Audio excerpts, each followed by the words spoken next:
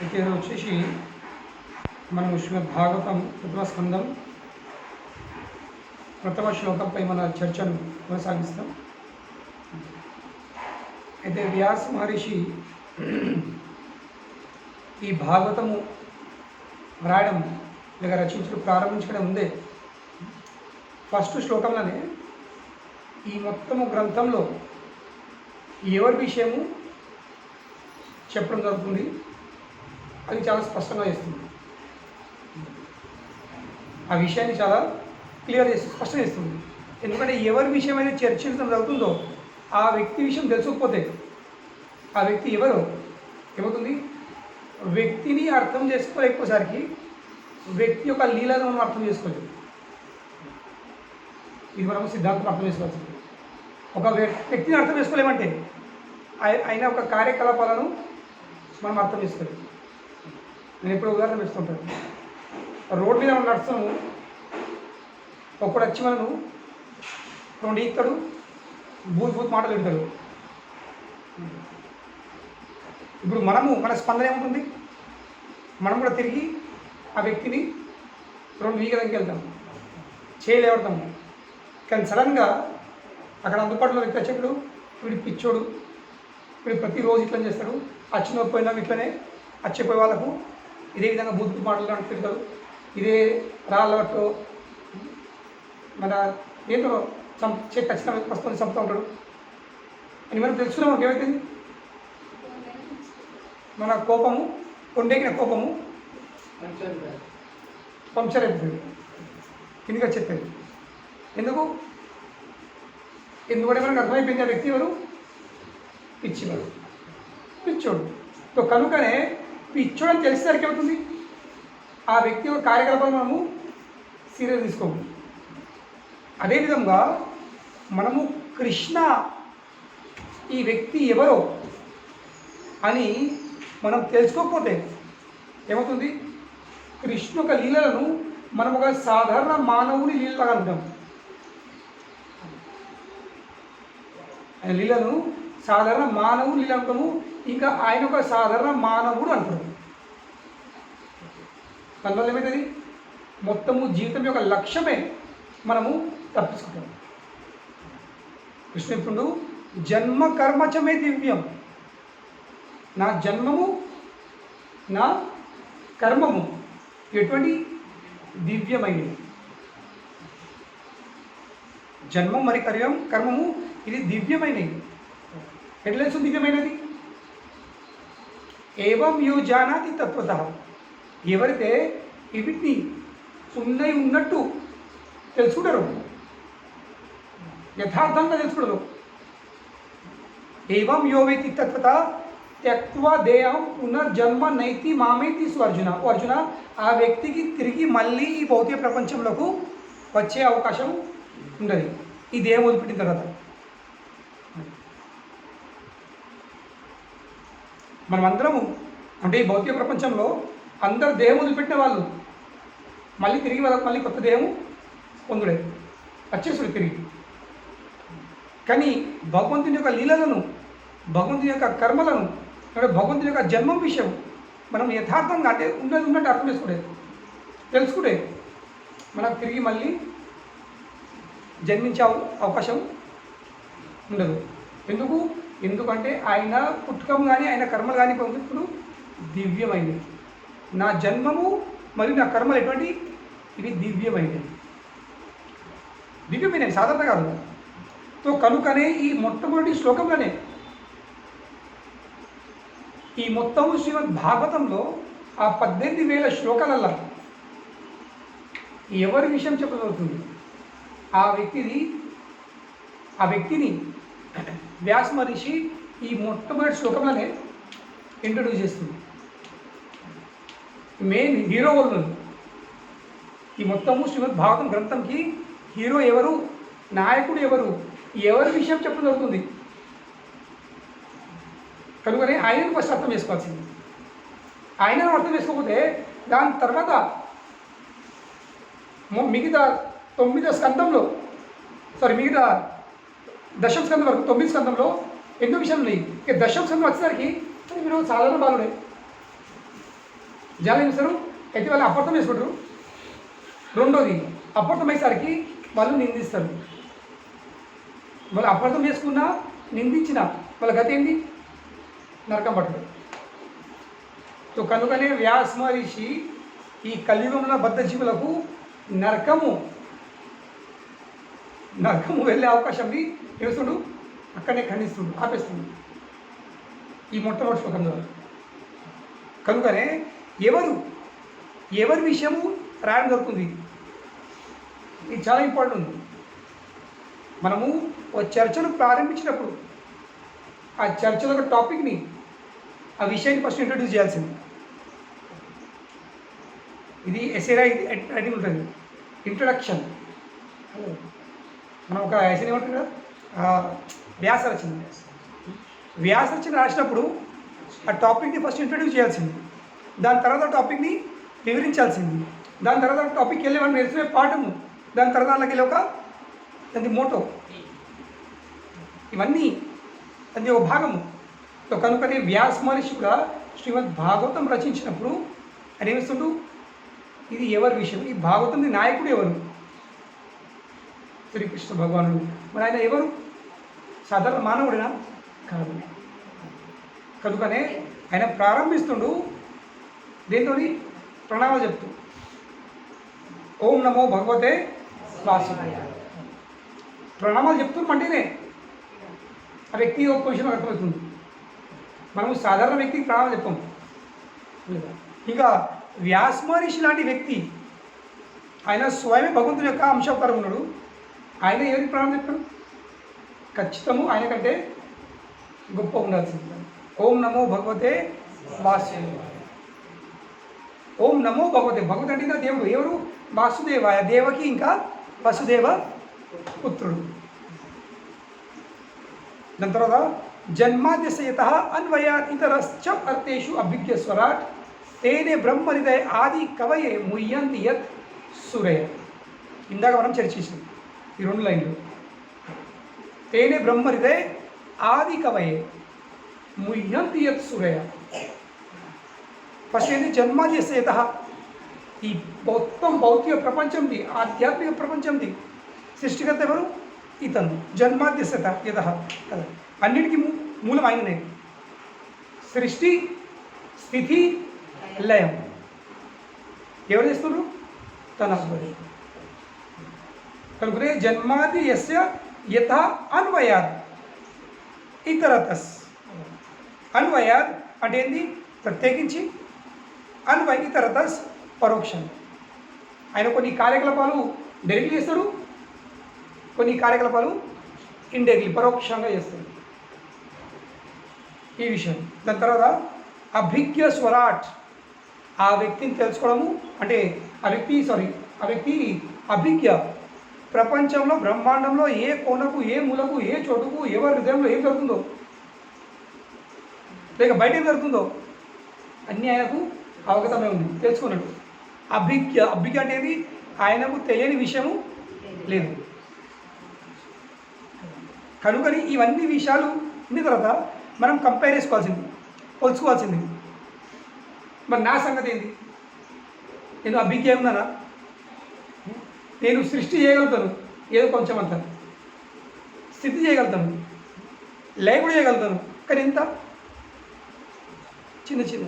కానీ ఈయన జన్మాద్యస్య యతః అన్నిటికీ. మళ్ళీ నాకు కొంచెమే జ్ఞానం ఉంది, ఆ జ్ఞానం కూడా నామందమే.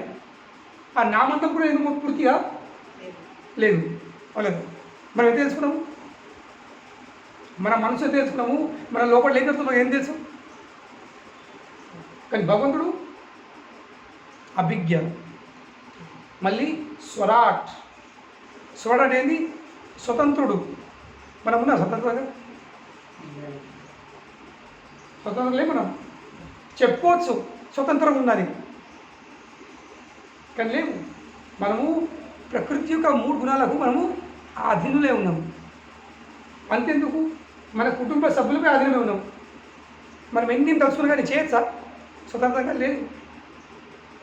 కానీ భగవంతుడు ఎవరు? స్వరాట్. కానీ అటువంటి స్వరాడు వ్యక్తి కూడా ఏమవుతుండు, తన భక్తుల చేత నియంత్రింపడుతుంది. తేనే బ్రహ్మ హృదయాది కవయే. జస్ట్ నేను సమరీ చెప్తున్నాను, అది మనం ఆల్రెడీ తెలిసినాం నా క్లాస్లో. తేనే బ్రహ్మ హృదయాది కవయే, ఎవరైతే బ్రహ్మదేవునికి ఈ జ్ఞానాన్ని ప్రసాదించింది, తన హృదయంలోనే ఆవిష్కరించింది. ఆది కవయే, ఇంకా ఆ వ్యక్తిని తెలుసుకోవాలంటే పెద్ద పెద్ద దేవతలు ఎవరు? ముయ్యంతి. వాళ్ళు అర్థం చేసుకోలేకపోతుంది.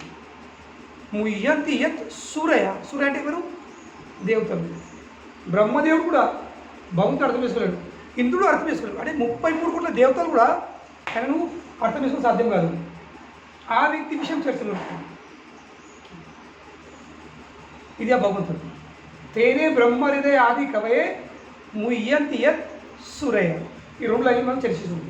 దాంట్లో 3వ లైను తేజో వారి మృదం యథా వినిమయో త్రిసర్గ అంబరీష ధామ్న స్వేన సదా నిరస్త కుహకం సత్యం పరం ధీమై. తో తేజో వారి మృదం యథ, ఆయనను ఎందుకు మనము అర్థం చేసుకోలేకపోతాము? దేవుడే పెద్ద పెద్ద దేవతలు కూడా ఆయనను ఎందుకు అర్థం చేసుకోలేకపోతారు? ఎందుకంటే ఆయన కార్యకలాపాలు అలాగుంటాయి. కనుకనే ఆ కృష్ణుడిని అర్థం చేసుకునే ప్రయత్నము చేయరాదు. ఎందుకంటే చేసుకున్నప్పుడు ఏం ప్రయత్నం చేస్తాం? అర్థం చేసుకునే విషయంని అర్థం చేసుకునే ప్రయత్నం చేయాల్సింది. అర్థం కాని విషయంని ఏం ప్రయత్నం చేస్తాం? కనుకనే ఆయనకు అర్థం చేసుకునే ప్రయత్నం చేసే బదులు ఏం చేయాల్సింది? మనం ఆయన సేవ చేసే ప్రయత్నం చేయాల్సింది. సేవ ద్వారా ఏమవుతుంది? ఆ వ్యక్తే, ఎదుటి వ్యక్తే ఏమిస్తాడు? తన విషయము మనకు తెలుపుడు. ఇది నా సంగతి, ఇది నేను. సేవ ద్వారా. కనుకనే మన తెలివిని మనము సేవలో వినియోగించాల్సింది, అర్థం చేసుకుంటూ కాదు. ఎందుకంటే అర్థం చేసుకుని సాధ్యం కాదు. బ్రహ్మ ఇంద్రుడు అర్థం చేసుకోలేడు. మన పరిస్థితి సో కనుకనే ఎందుకు అర్థం కాదు అంటే ఏ విధంగా? తేజో వారి మృతం యథ, ఏ విధంగా అయితే అగ్గిల నీళ్ళు కనపడు. అగ్గిల కనపడదా? నీటిలో భూమి కనపడతా పాపం, ద్వీపాలు, ఐలాండ్స్. కానీ సడన్గా ఇట్లా భూమి కనబడు, మాయమోడు. మన ఎక్స్పీరియన్స్ ఏముంది? భూమి మీద నీళ్ళు చూస్తాం మనం. ఈ సమ్మర్లో ఎండాకాలము డ్రైవింగ్ చేసినప్పుడు భూమి మీద నీళ్ళు కనబడుతుంది. కానీ నీళ్ళ భూమి, ఇంకా అగ్గిల నీళ్ళు కంప్లీట్లీ కాంట్రాస్ట్ ఇవి. కనుకనే తేజో అంటే ఏంటి? ఫైర్. తేజో వారి అంటే ఏంటి? వాటర్. సో ఏ విధంగా అయితే అగ్నిలో నీళ్ళు, ఇంకా మృతం అంటే పృథ్వీ, భూమి, ఇవన్నీ ఎట్లా దొరుకుతాయి? కనిపిస్తాయి అప్పుడప్పుడు. కానీ ఇవన్నీ దేనివల్ల దొరుకుతున్నాయి? ఇవన్నీ ప్రకృతి యొక్క 3 గుణాల ఇంటరాక్షన్స్. భౌతిక పదార్థాలు ఇంకా ప్రకృతి 3 గుణాలు ఇస్తాయి. అవి కల్పిస్తున్నారా మనకు అట్లా కనిపిస్తుంది. కానీ వాస్తవంగా అవి లేనప్పటికీ వాస్తవంగా ఉన్నట్టు కనపడుతుంది. లేవు, అవి నాకు అస్తిత్వం లేదు, కానీ ఉన్నట్టే మనకు కనిపిస్తాయి. అంటారు అంబరీష. అంబరీష అంటే ఏంది? వాస్తవంగా ఉన్నట్టు. మరి ఎవరు చేస్తున్నారు? ఇది ఆ భగవంతుని ఆ దినంలో ఉన్న ఈ 3 గుణాల ప్రభావం. ప్రకృతిలో 3 గుణాలతో ఉన్న విషయాలు లేనట్టు, లేని విషయాలు ఉన్నట్టు అనిపిస్తాయి. సో ఇది ఆ భగవంతుడు. సో భగవంతుని యొక్క శక్తిని అర్థం చేసుకోవడమే ఇంత కఠినము. మరి ఆ శక్తులకు మూలమైన వ్యక్తి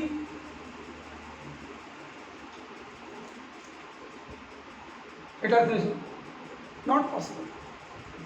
కనుకనే ఇంకో విషయం ఏంటి? ధామ్న స్వేన సదా నిరస్త కుహకం సత్యం పరం ధీమహి. ఈయన ఎక్కడ ఉంటాడు? తన ధామంలో. తన ధామంలో ఉన్నప్పటికీ తన ధామంలో ఉంటుండు. మరి ఇక్కడ ధామము నిరస్త. ఆ ధామంలో, ఆ భగవంతుక ధామము ఈ భౌతిక లోకం లాంటిది కాదు. చెప్పడం నిరస్త. నిరస్త అంటే ఏంటి? అక్కడ ఎలాంటి భౌతిక ప్రభావాలు ఉన్నాయి. అంటే ఆధ్యాత్మిక జగతంలో ఈ భౌతిక జగత్తులో ఏ ప్రభావాలు ఉండేవి. ఏ విధంగా అయితే ఇప్పుడు మనము అమెరికా వెళ్ళాలంటే, ఏ దేశం బయట దేశం వెళ్ళాలంటే, మన భారతదేశంలో ఒక రాష్ట్రంలో ఏమిటాయి? కొన్ని ఎంబసీస్ ఉంటాయి. మన వీసా ఎక్కడికి ఎంబసీలోకి వెళ్ళాలి. సో ఎంబసీ అంటే ఏంటి? ఆ దేశం, ఆ రాష్ట్రం యొక్క ప్రతినిధి. అక్కడ పనిచేసే వాళ్ళు ఎవరు? ఇండియన్స్ ఉండరు, వాళ్ళే. అక్కడ వాళ్ళకి సెలవులు, వాళ్ళకి సాలరీ అంతా అక్కడి దేశమే లెక్కలు ఉంటాయి. సో ఈ భారతదేశం ఉన్నప్పుడు కూడా అదేంటి? ఈ భారతదేశంని నియమాలు నిబంధనలతో ప్రభావితమైనది కాదది. దాని లెక్క దానికి ఉంటుంది. ఇది చిన్న ఉదాహరణ అర్థం చేసుకోవచ్చు.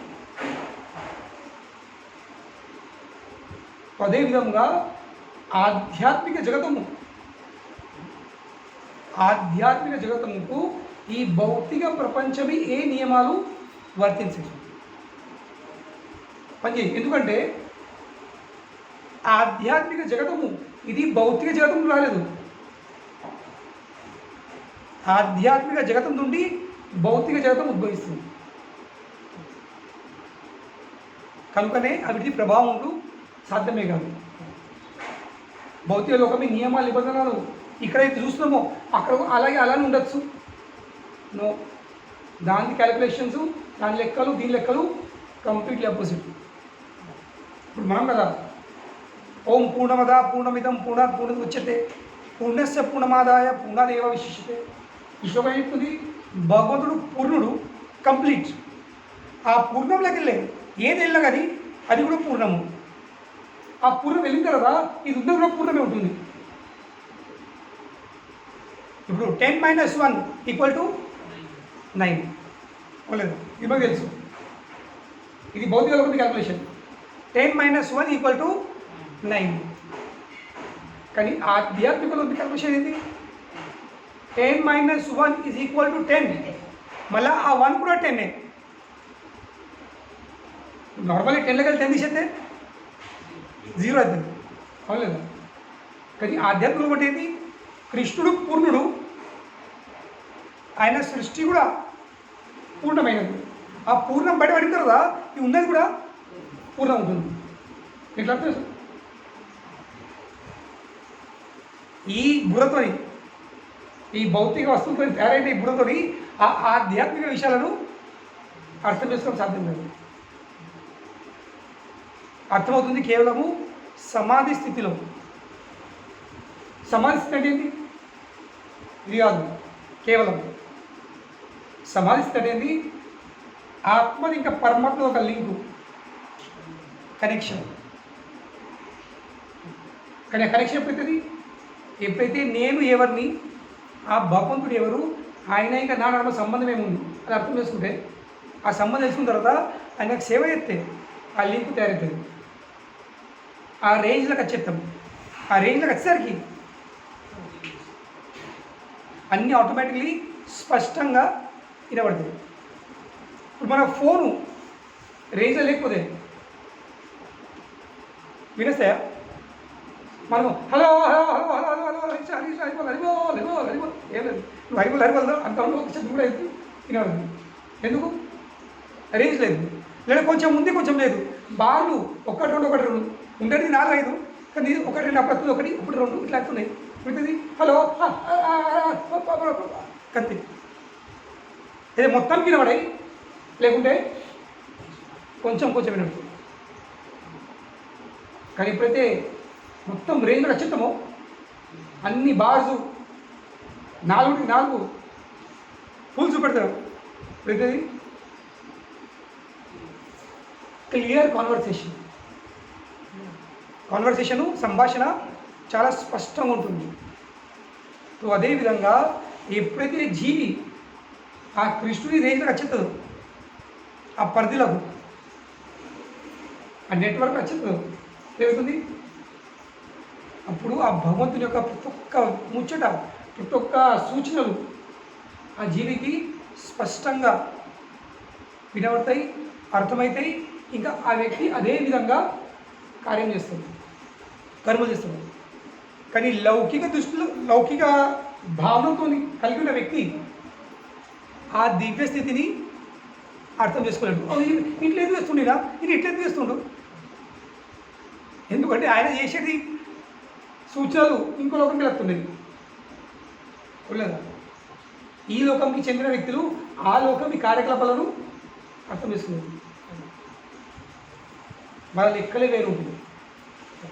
కనుక అర్జున ఏమడుతుండు, అర్జున భవన్ అడుగుతుండు, స్థితప్రజ్ఞస్య కా భాష, స్థితప్రజ్ఞులది భాష ఏముంటుంది, వాళ్ళు ఏ విధంగా మాట్లాడతారు, వాళ్ళు ఏ విధంగా కూర్చుంటారు, వాళ్ళు ఏ విధంగా నడుపుతారు. Kim Asit బ్రజేత Kim, Kim Kim అంటే ఏంది, ఎలా, వాళ్ళు ఎలా మాట్లాడతారు, వాళ్ళు ఎలా కూర్చుంటారు, వాళ్ళు ఎలా తిరుగుతారు, వాళ్ళ సంభాషణ ఉంటుంది, వాళ్ళ భాష ఉంటుంది. అర్జున్ ఇవన్నీ ప్రశ్నలు అడుగుతుంది కృష్ణుడికి. అయ్యా మీరు ఎప్పుడు దివ్యస్థితికి చెందిన వాళ్ళకు, దివ్య చైతన్యం పొందిన వాళ్ళు ఇట్లా ఉంటారని, కానీ వాళ్ళ లక్షణాలు ఏమిటి. కనుకనే ఆ లక్షణాలను కేవలము ఆ లక్షణాలు పొందిన వ్యక్తి అర్థం చేసుకుంటారు.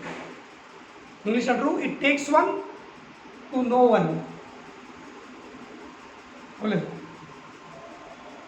ఇప్పుడు బిజినెస్ చేసే వాళ్ళు మా రవి ఉన్నాడు, బిజినెస్ చేస్తారు, వాళ్ళ లెక్కలు ఇంకో బిజినెస్ తెలుసు. నా అసలు పోయిననుకో దీనమంతా ఇప్పుడు వాళ్ళు కొట్టుకుని ఏమర్థం కాదు. వాళ్ళ కోడ్ లాంగ్వేజ్ ఉంటాయి. ఇప్పుడు నేను బాంబేలో ఉన్నప్పుడు కదా లింకింగ్ రోడ్ ఉంది, లైన్లో దుకాణం వచ్చినా అన్నీ. సో నువ్వు ఒక్క షాప్కి వెళ్ళావు అనుకో, నీకు నచ్చలేదు, బేరం చేసి నచ్చలేదు, ఇంకో షాప్కి వెళ్తావు. సో ఇంకో షాప్ కూడా చూస్తాడు, నా షాప్కి వస్తున్నాను నువ్వు ఇప్పుడు ఇచ్చారు. ఇప్పుడు ఇక్కడ 2 లైన్ 3 లైన్ 4 లైన్ అని అంటే ఏంటి, బేరం ఎక్కడ ఆగింది, వాళ్ళు ఎంత రెడీ చెప్పారు. ఇప్పుడు నేను అనుకోను లైన్ నేను లైన్ అంటే నాకు అర్థం కాదు, కానీ వాళ్ళు ఒక్కడే ఫీల్డ్ కాబట్టి ఏమవుతుంది, వాళ్ళ భాషలో నిల్చుంటుంది. ఇప్పుడు సింపుల్, ఇప్పుడు షాప్లో రేట్లు ఉంటాయి, కొన్ని సీరియల్ నెంబర్లు ఉంటాయి. నాకు అర్థం కాదు. నేను కొన్ని సంవత్సరాల క్రితము మా బొంబాయిలో పిల్లగాడు గణపతుల దుకాణం పెట్టుకున్నాడు, స్టిక్కర్లు అని పెట్టిండు. నేను అన్నా అరే నువ్వు లేకపోతే మరి వాళ్ళ గిరాకీ ఎట్లా, వీడు ఎంతగా అమ్ముతాడు, పని మనిషి స్టిక్కర్ రాసినాడు.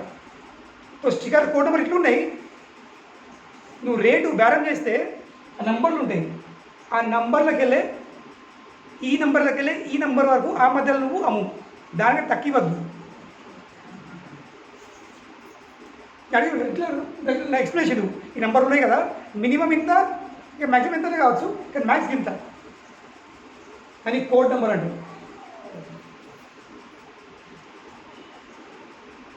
తెలుగుగా చెప్తుందంటే ఒక ఫీల్డ్లో ఉన్న వాళ్ళకు, ఒక రంగంలో ఉన్న వాళ్ళకు ఆ రంగం లెక్కలు తెలుసు, రంగంలో లేని వాళ్ళకు తెలియదు. కనుకనే భౌతిక రంగంలో ఉన్న వాళ్ళకు ఆధ్యాత్మిక రంగంలో ఉన్న వ్యక్తి కార్యకలాపాలు అర్థం కావు, అర్థమే కావాలి. ఎందుకంటే ఇద్దరు లెక్కలు మొత్తం వేరున్నాయి. 2 రంగాలకు నియమాలు నిబంధనలు మొత్తం క్యాలిక్యులేషన్సే వేరు, అది అర్థమే కావు. మనకి ఏం చేయాల్సింది, ఆ రంగంలో వ్యక్తికి కొన్ని సంబంధం చేసుకొని ఆయనను సంతృప్తి పెట్టి ఆయనను పూజ చేసి, అయ్యా మరి మీ లెక్కలు ఏమిటి, ఇదేం హౌ డూ యువర్ వర్క్, నాకు కొంచెం అర్థమయ్యేటట్టు నేను కదా పిల్లలు చెప్పినట్టు, మరి ఏంద్రా ఈ నంబర్లు పెట్టిన కింద గణపతి పెడిస్టల్ కింద నంబర్లు ఉన్నాయి, ఇదే నంబరు. మాకు ఇప్పుడు ప్రభుజీ ఇట్లుంటుంది, ఇగో ఇంత ఈ రేటు ఇంతకెళ్ళి ఇంత కలపచ్చాము. Very good. కనుకనే భగవంతుడు కూడా ఆ దివ్యమైన లోకం ఉంటాడు, కానీ ఈ భౌతిక లోకం నీ ప్రభావం ఆయనపై ఉండదు.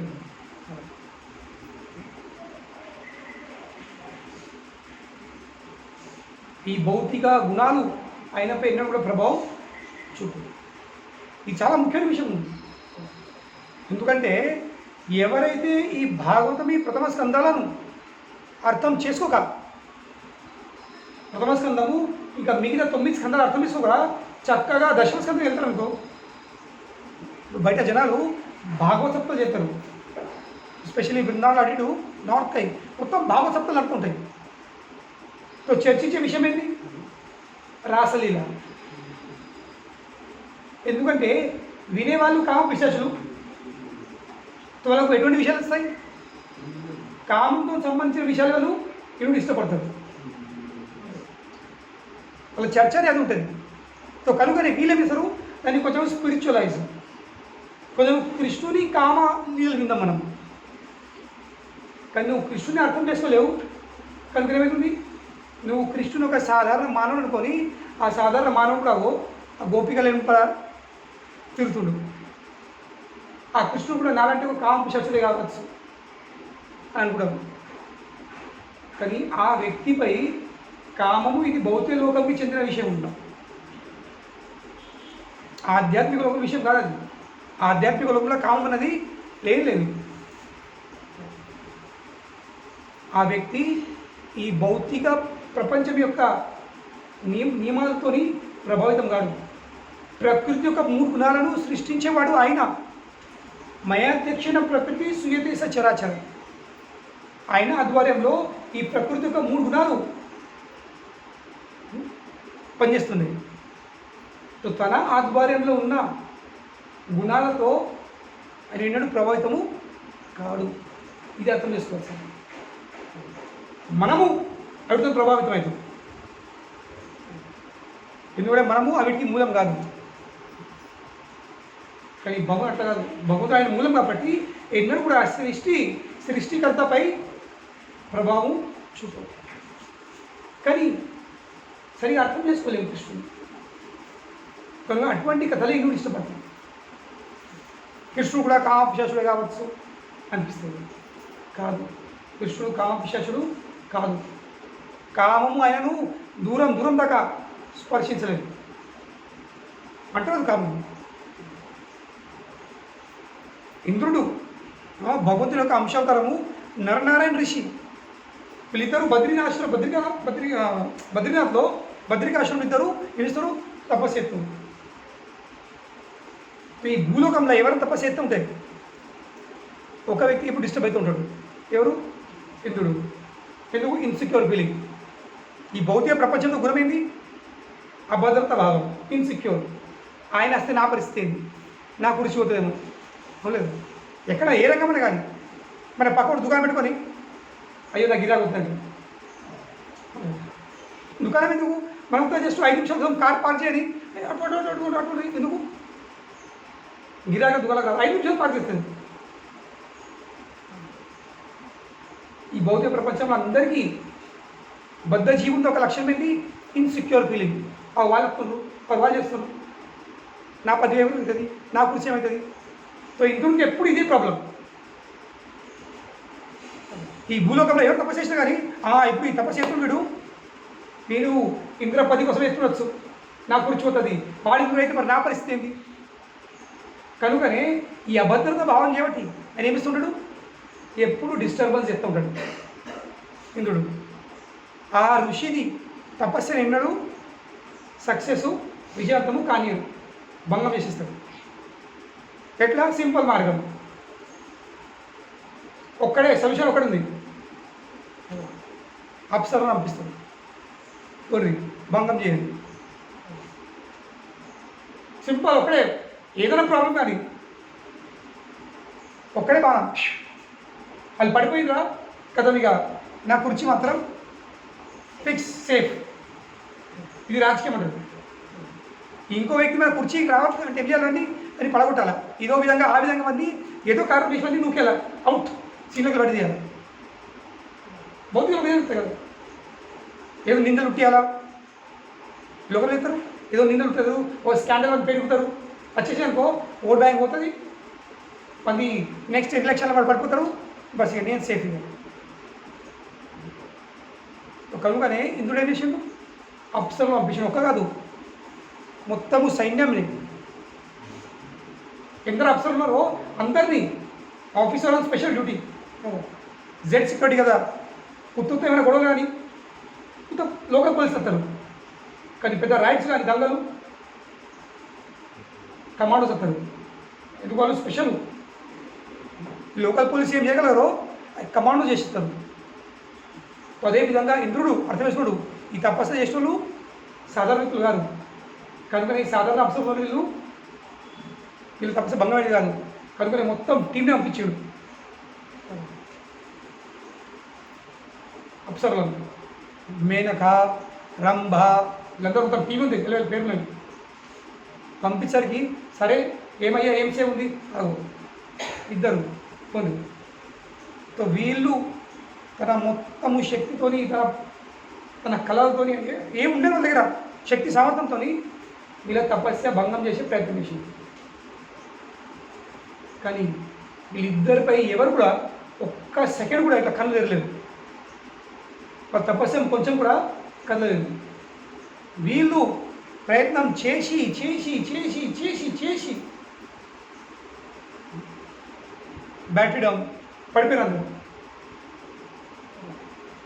అప్సరలు తన మొత్తం శక్తి సామర్థ్యం అంతా పోయింది కోల్పోయింది అంత ఇంకప్పుడు నారాయణ ఋషి కళ్ళు తెరిచింది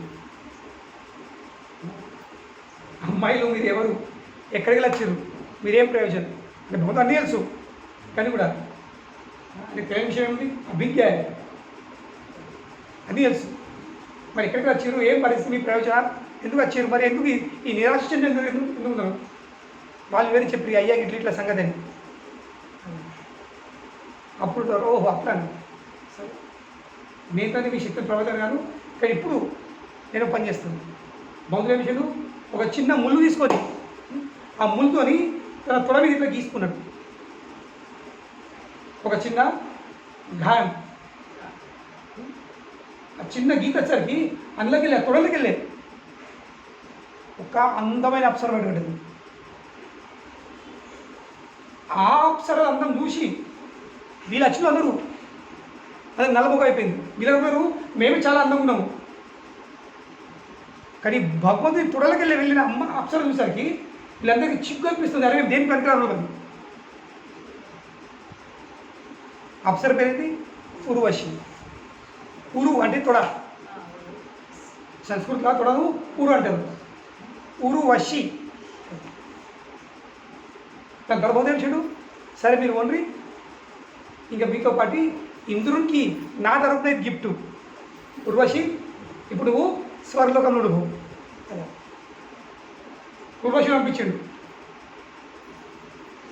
సో ఆ వ్యక్తి ఎవరు కేవలం తన సంకల్పంతోనే అందమైన అప్సరలను సృష్టించగలుగుతాడో ఇంకా అందులో ప్రభావితం కాకుండా బంధువు ఇట్లాంటిలే సరే ఇప్పుడు నేను సృష్టించిన కదా మీరు ఓన్లీ ఉర్వశి నాదం ఉంటుంది అంటే ఉర్వశి పంపించింది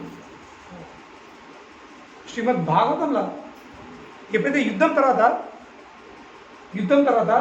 కృష్ణుడు తిరిగి హస్తినపురం వచ్చేస్తుంది ఉంది ప్రపస్కందంలో సరే చదువుతుంది కృష్ణ హస్తినపురం సార్ ద్వారకా వచ్చేస్తుంది వచ్చిన తర్వాత వీళ్ళందరూ 16,108 భార్యలు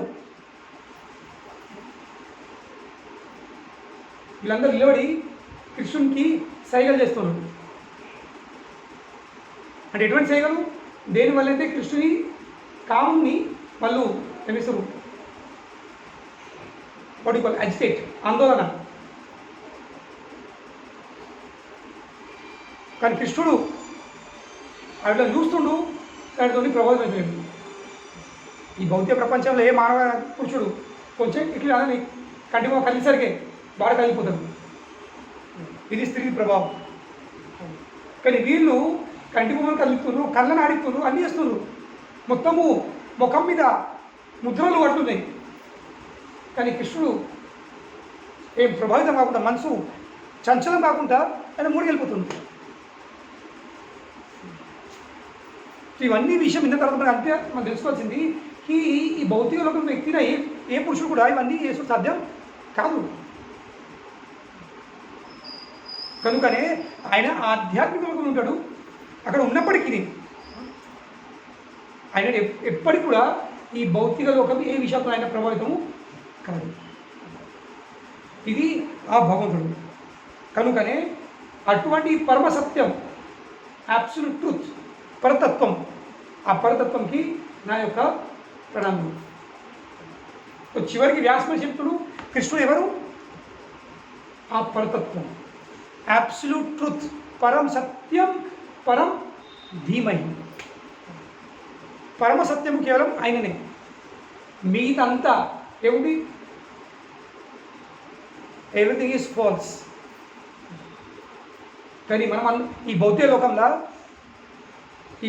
పరిస్థితి ఆ ఫాల్స్ని మనము రియాలిటీ అనుకుంటాం. లేదు,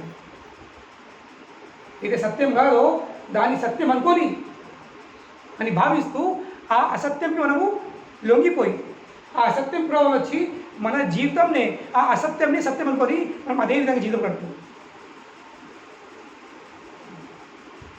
కానీ ఆ పరమసత్యంని మనం తెలుసుకోలేము.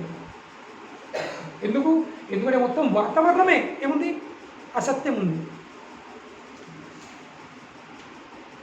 మొత్తం వాతావరణమే అసత్యము. అది కేవలం అప్పుడప్పుడు ఇట్లా వచ్చాం తేలుతుంది.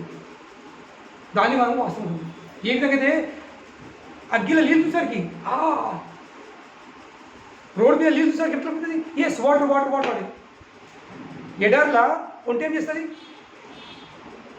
ఆ సూర్యకిరణాలు ఆ రేవ మీద పడేసరికి ఆ రేవ మెరుతుంది, ఆ ఇసుక మెరిసరికి నీళ్ళ కనిపిస్తుంది, అది ఉరుకుతుంది, దేనికోసం? నీళ్ళు అవుతాము.